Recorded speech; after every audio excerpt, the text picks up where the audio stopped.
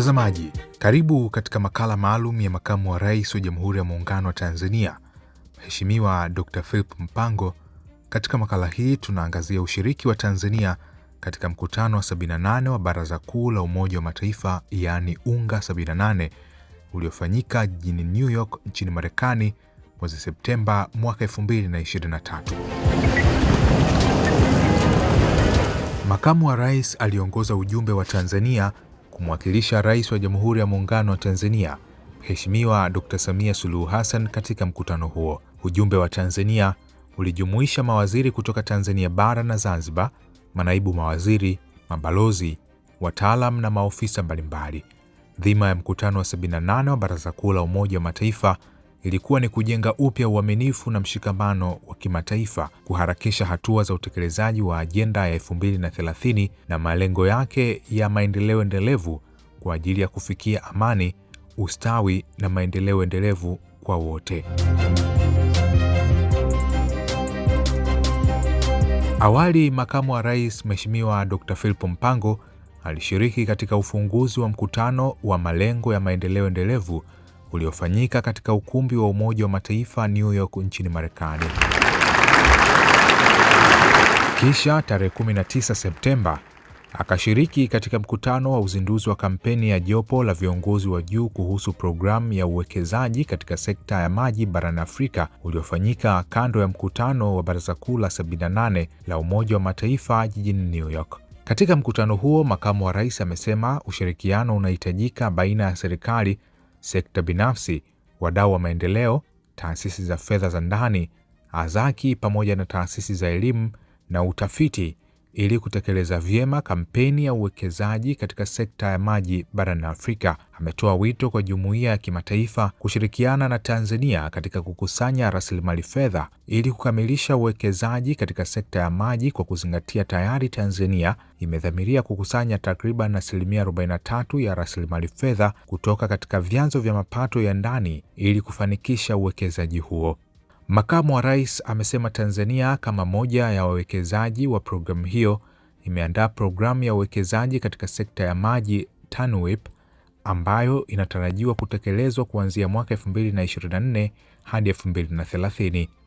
Ametaja malengo ya uwekezaji huo ni pamoja na kuhakikisha usalama wa maji wa taifa, uhimilivu katika athari za mabadiliko ya tabia nchi, pamoja na upatikanaji wa maji ya kutosha. Tanzania committed to implement the initiative by designing the Tanzania Water Investment Program.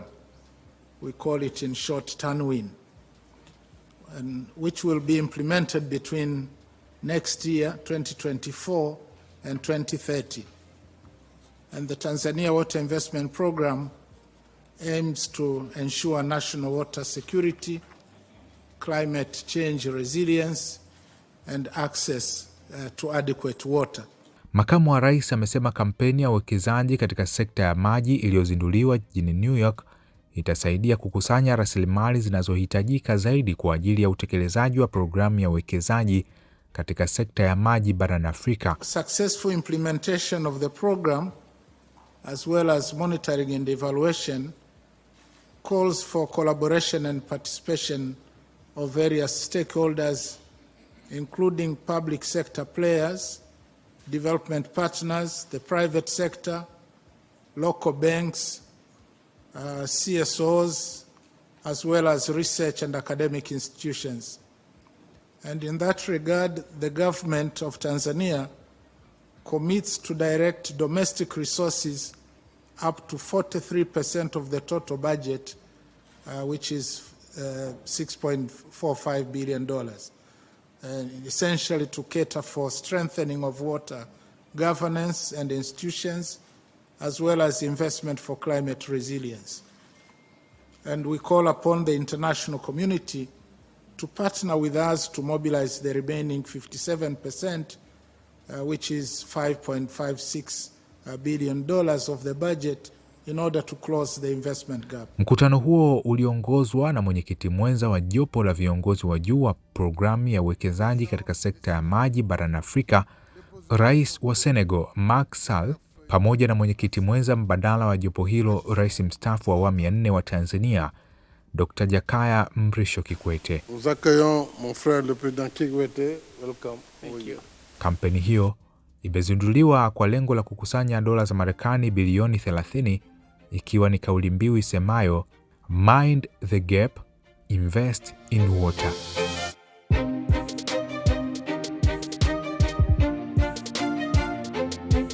Tarehe 19 Septemba mwaka 2023, Makamu wa Rais akashiriki katika hafla ya ufunguzi wa kikao cha 78 cha Baraza Kuu la Umoja wa Mataifa. Awali hotuba mbalimbali zikatolewa, kwa kuanza na rais wa mkutano huo Balozi Dennis Francis, mwakilishi wa kudumu wa Trinidad na Tobago, katibu mkuu wa Umoja wa Mataifa Antonio Guterres, pamoja na rais wa Marekani Mheshimiwa Joe Biden. Na baada ya ufunguzi huo, majadiliano kuhusu dhima ya vikao hivyo yaliendelea, yakihusisha hotuba kutoka mataifa mbalimbali. Tarehe 20 Septemba mwaka 2023, Makamu wa Rais wa Jamhuri ya Muungano wa Tanzania, Mheshimiwa Dr. Philip Mpango, akashiriki katika mjadala wa viongozi wa ngazi ya juu kuhusu ufadhili wa maendeleo uliokuwa na dhima ya kutafuta suluhisho la kufanikisha maendeleo ya maendeleo endelevu SDGs. Makamu wa Rais amesema ili kushawishi sekta binafsi kushiriki katika utekelezaji wa malengo ya maendeleo endelevu, ni vema mataifa yakajielekeza katika kuweka sera rafiki kwa sekta binafsi. Ameongeza kwamba kupitia ripoti ya hivi karibuni ya mtazamo wa kiuchumi wa Afrika AEO 2023 kuhusu ufadhili mbadala, inabainisha wazi kuwa sekta binafsi ni miongoni mwa wadau muhimu katika kutimiza malengo ya maendeleo endelevu SDGs. Tanzania imefanikiwa kuwa na njia mbalimbali za ufadhili ambazo ni rafiki kwa sekta binafsi, ikiwemo kutengeneza ramani ya wawekezaji ya malengo ya maendeleo endelevu. The government, in collaboration with UNDP and UN Capital Development Fund, has developed the SDG Investor Map, a market intelligence product to help private investors, especially funds, financiers and corporations, identify investment opportunities and business models that advance the SDGs. Second, one of our local banks, the CRDB Bank, issued the country's first green bond worth $300 million, mainly for climate financing for SDG 13 and 15, targeting environmentally friendly projects to mitigate the effects of climate change in sectors such as infrastructure, renewable energy, manufacturing, construction, and water supply. Third, we have facilitated a number of local government authorities to establish special purpose vehicles as business investment arms of the councils. And these entities have been registered and operate as private companies and can enter into business partnerships with public entities and earn revenues from its ventures and pay dividends to the councils, and thereby widen the local government's authorities' revenue base that could finance SDGs implementation. And finally, as part of the public-private sector collaboration in accelerating economic recovery and raising people's income, the central bank has initiated a credit facility to commercial banks for on-lending to farmers at an interest rate of not more than 9%. And payoff from this collaborative arrangement is quite significant. The growth rate of private sector credit on agriculture rebounded from a contraction of 7.3% in the year ending July 2021 to 46.4% in the corresponding period in 2023.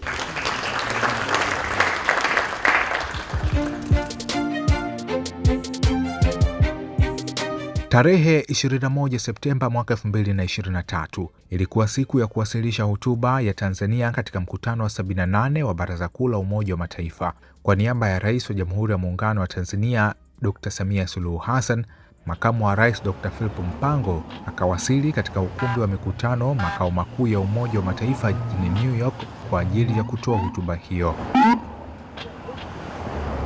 Katika hotuba hiyo, makamu wa rais akaangazia tahadhari ya kupuuzwa kwa misingi ya Umoja wa Mataifa na kuzorota kwa diplomasia majumui, ambayo vinasukuma nchi kutafuta njia mbadala za kushughulikia changamoto mbalimbali ambazo zinapaswa kutatuliwa katika muktadha wa Umoja wa Mataifa. Amesema kwa sasa dunia inashuhudia kufifia kwa mshikamano thabiti wa kihistoria, udugu na kujitolea, kutoingiliana, usawa baina ya mataifa na kunufaishana uliowekwa na waanzilishi wa Umoja wa Mataifa. For decades now, the persistent voice of the global south calling in the wilderness make straight the way toward peace, prosperity, progress and sustainability for all has fallen on deaf ears. The hitherto strong historical solidarity, fraternity and commitment to the principles of non-interference, equality between nations and mutual benefit bequeathed to us by the UN founding fathers is withering away. As a result of this paralysis in multilateralism, we have now begun to witness shifting geopolitical tectonic plates and creation of new blocs, seeking to replace the now obviously dysfunctional world order. Trust among states has worn away, and there is erosion of the rule of law and a revert back to unilateralism. The effectiveness of the UN system and multilateral financial institutions is now being questioned more than ever before, calling for their immediate reform. All this is happening at a time when the world is reeling from the aftershocks of the COVID-19 pandemic, relentless wrath of climate change, horrendous armed conflicts, global food insecurity, looming energy and debt crisis, as well as stubborn poverty and growing inequality. Pia makamu wa rais akatoa wito kwa pande zinazohasimiana duniani kote kunyamazisha bunduki na makombora na kutoa nafasi kwa amani, kuwekeza zaidi katika mazungumzo na diplomasia ili kuzuia na kutatua migogoro. Ironically, even in this 21st century, some nations are still firing guns and missiles at each other. However, the fact is that massive production of weapons and skyrocketing military spending on armed conflicts is compromising the promises we all made to the most vulnerable among us, that is, children, youth, women, and the poor, to build a better, prosperous world and create opportunities for all, leaving no one behind. In this regard, Tanzania highly commends the United Nations for its tireless efforts in maintaining international peace and security. We applaud the Secretary General's new agenda for peace, unveiled on 20th July 2023, which provides a greater vision for multilateral efforts towards peace and security on the basis of international law. Makamu wa rais amesema Tanzania itaendelea kuchangia katika juhudi za kuleta na kudumisha amani barani Afrika na kwingineko duniani na kutoa wito kwa jumuiya ya kimataifa kuongeza uungwaji mkono katika mipango ya kikanda ya kuleta amani katika maeneo yenye vita barani Afrika. Tanzania remains fully committed and ready to work with the UN family in maintaining global peace and security to make the world a safer place to live in, not only for us, but more importantly, to the generations to come. Tanzania firmly believes that the world needs to invest more in dialogue and diplomacy to prevent and resolve armed conflicts. Wars and confrontations must be avoided at all costs, because in war everyone loses, including the non-warring parties. In this regard, Tanzania has and will continue to contribute to peacemaking and peacekeeping efforts in Africa and elsewhere in the world. As of March 2023, Tanzania stood as the 12th largest contributor among 125 countries in UN peacekeeping missions. Tanzania urges the international community to increase support to regional initiatives to bring peace to war-torn parts of the African continent. Kuhusu mabadiliko ya tabia nchi, Makamu wa Rais amehimiza mataifa yote kupunguza uzalishaji wa gesi chafu na kuimarisha hatua za kukabiliana na hali hiyo. Aidha, aliiasa dunia kutengeneza mazingira wezeshi na kuwawezesha wawekezaji ili kufungua rasilimali na kuongeza utekelezaji wa ahadi za kukabiliana na mabadiliko ya tabia nchi. Aidha, amesema Tanzania inasisitiza wito wake wa mabadiliko ya haki katika kufikia nishati safi kwa nchi za Afrika. Climate change has now become the world's greatest threat. Recent natural calamities, which have devastated parts of some countries around the world, amplify the horrible effects of climate change. Furthermore, the latest assessment report of the Intergovernmental Panel on Climate Change sounded an alarming reality that the world is off track, the 1.5 degrees Celsius limit agreed in Paris. Disturbingly, the report indicates that Africa is warming at an accelerated pace, outstripping the global rate. As such, climate change has and will continue to adversely impact Africa and hamper its progress. We, the global community, must act with urgency. Tanzania also reiterates its call for a fair and just clean energy transition for Africa. Kuhusu malengo ya maendeleo endelevu, Makamu wa Rais amesema Tanzania imedhamiria kutekeleza kikamilifu malengo ya maendeleo endelevu kama inavyotarajiwa, ambapo Julai mwaka 2023 iliwasilisha ripoti ya pili ya hiari ya taifa VNR, ambayo inaonyesha kwa ujumla kumekuwa na mafanikio makubwa kwa lengo namba 2 hadi 7 kwa ongezeko la uwiano wa kutosha wa chakula, upatikanaji wa dawa muhimu, kupunguza vifo vya chini ya miaka 5, hatua muhimu katika kuhamasisha usawa wa kijinsia, uboreshaji wa upatikanaji wa maji mijini na vijijini, pamoja na utoaji wa huduma ya nishati ya umeme. To ensure successful implementation of SDGs, Tanzania is determined to take actions to improve further the domestic revenue effort while capitalizing on PPPs. We are also prioritizing investments in the social service sectors, agriculture and agribusiness, value addition and infrastructure, as well as uplifting of skills for the youth.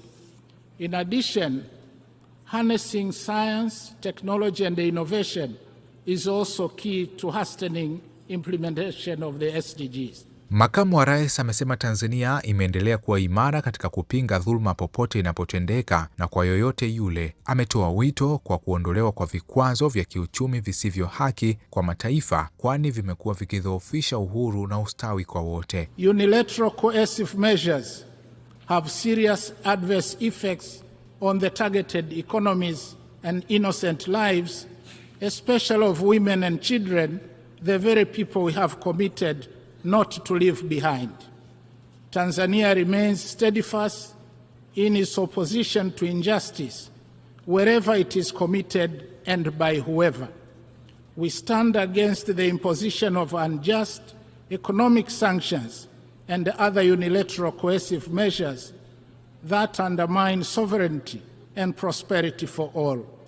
Mr. President, in closing, I wish to reaffirm Tanzania's unwavering commitment to support the United Nations and its member states in implementing our common global agenda.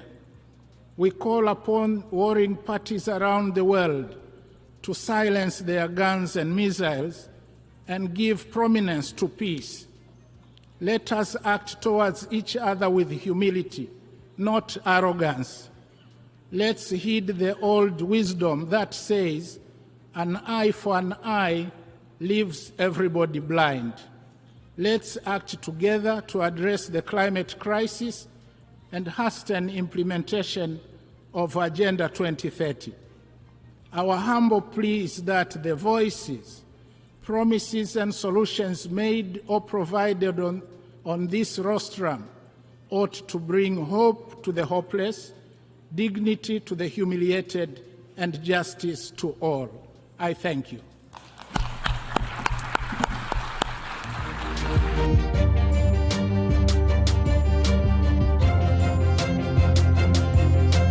Kando na mkutano huo wa Baraza Kuu la Umoja wa Mataifa, Makamu wa Rais alifanya mazungumzo na taasisi ya kimkakati kwa biashara za kimataifa na serikali ya nchini Marekani BCIU, mazungumzo yaliyofanyika jijini New York. Katika mazungumzo hayo, Makamu wa Rais aliwakaribisha wawekezaji na wafanyabiashara kutoka taasisi hiyo.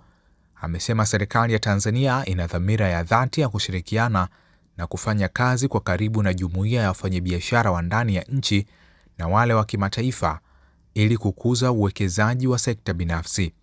Makamu wa Rais amesema Tanzania ni nchi yenye mazingira mazuri zaidi ya uwekezaji kusini mwa jangwa la Sahara, ikiwa na kasi ya ukuaji wa uchumi, amani, miundombinu ya nishati kutoka katika vyanzo mbalimbali, ardhi ya kutosha ya kilimo na hali ya hewa rafiki, kuimarishwa kwa mtandao wa usafiri na usafirishaji ikiwemo ujenzi wa reli ya kisasa, pamoja na huduma nyingi zinazovutia uwekezaji na biashara. Tanzania is among the favorite investment destinations in sub-Saharan Africa. And I'm really not bragging about it. Tanzania has been a land of peace all through since our independence in 1961, uninterrupted.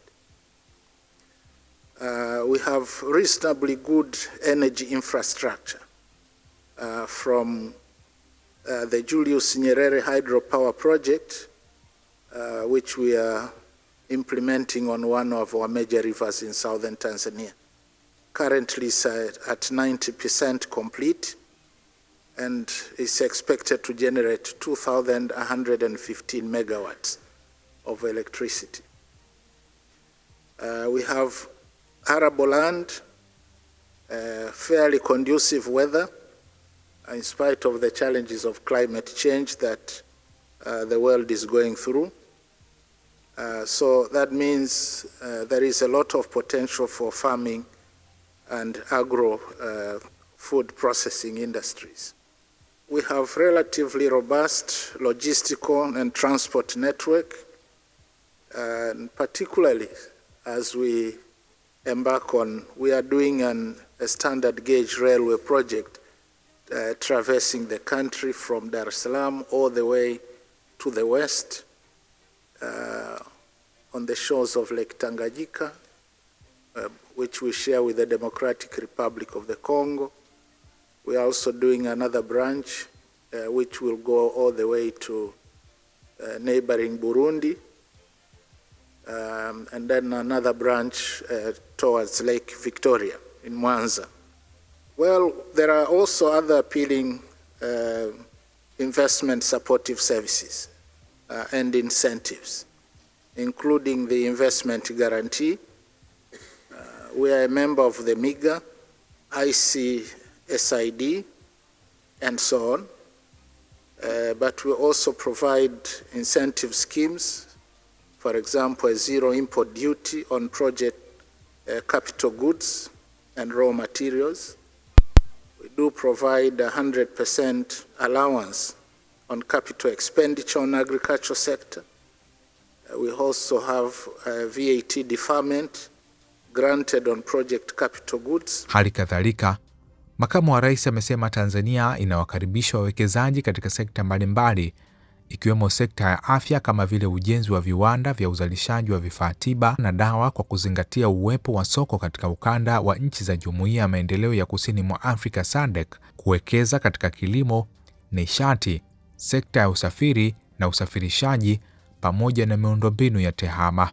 I want to conclude my remarks by reaffirming the government's readiness to work very closely with local and international business partners to nurture private sector investment.